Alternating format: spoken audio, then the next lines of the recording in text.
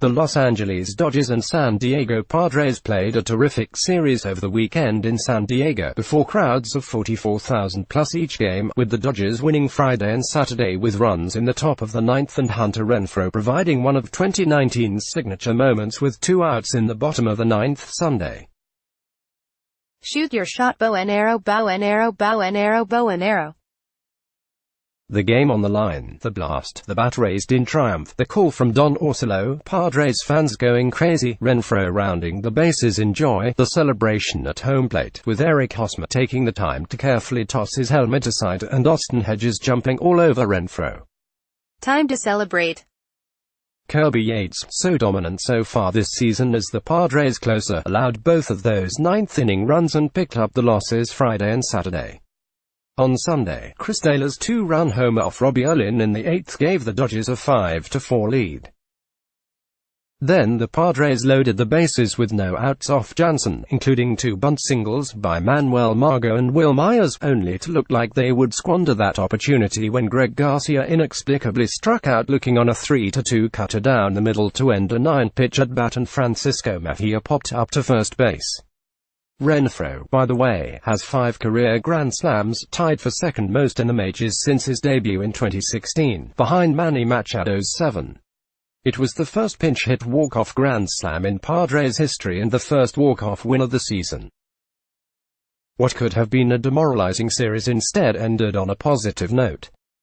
Can the Padres hang with the big boys all season? The victory leaves them 2.5 games behind the Dodgers and 1.5 games behind the Arizona Diamondbacks in the NL West. On paper, the Dodgers remain the heavy favorites to win the division.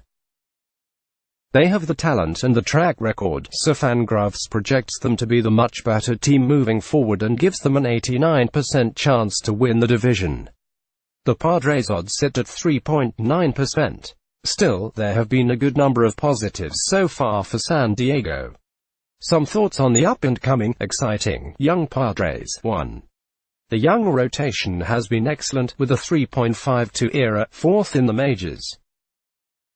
Rookie Chris Paddock has been the breakout star, but Matt Strahm, 3.03 ERA, and Nick Margevicius, 3.47, have been solid, and Eric Lauer, 4.30 ERA, and Joey Lucchesi, 5.00 ERA, have been a little less consistent. Cal Quantrill and Pedro Avila have made spot starts, which means 4 rookies have started a game. Lauer and Lucchesi are in the second seasons. Can they keep it going? The group has done a good job of limiting walks and home runs and has allowed the 3rd lowest exit velocity among rotations, behind only those of the Dodgers and Rays. These guys are good and pitching with a lot of confidence.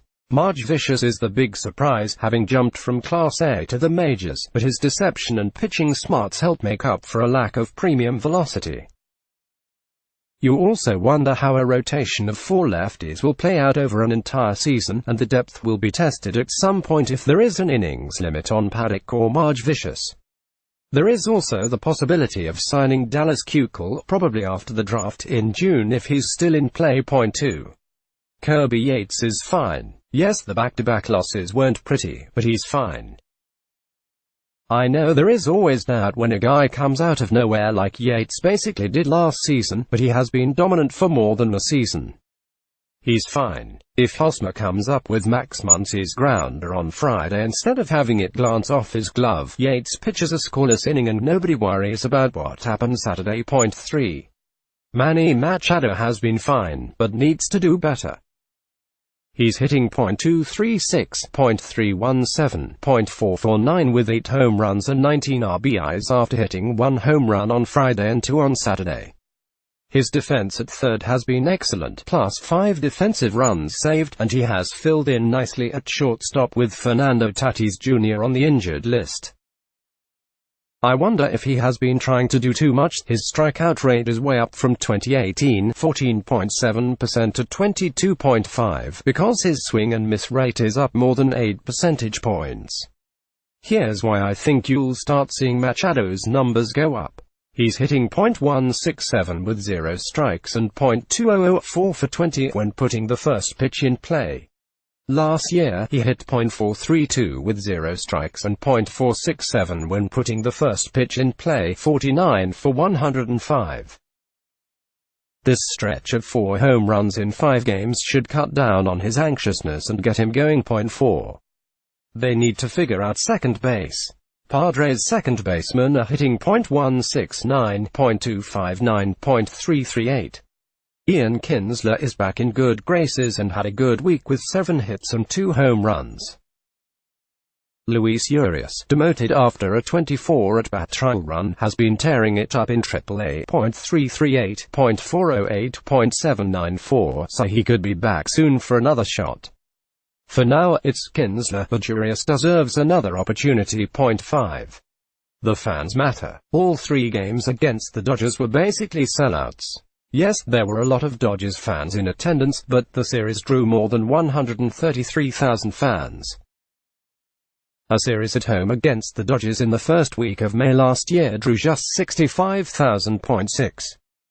A rivalry is reborn. As the attendance numbers show, Padres-Dodgers is back on. This was just the first 3 of 19 games between the clubs this season. Here's hoping the 3 games in San Diego the final week of the season will matter. Lucky 13th, the Pirates had their own come-from-behind walk-off home run, this one from Starling Marte in the 13th inning to stun the A's. It's time to pray. They just lost Jameson Taillon for at least 4 weeks with an elbow strain, so the strength of the team takes the hit. They're 1 game over .50 but have been outscored by 26 runs. They're 1-5 in blowout games and have been outscored 52-12 in those. A poor record in blowout games is almost always a sign of a bad team, but the Pirates actually have good run prevention so far.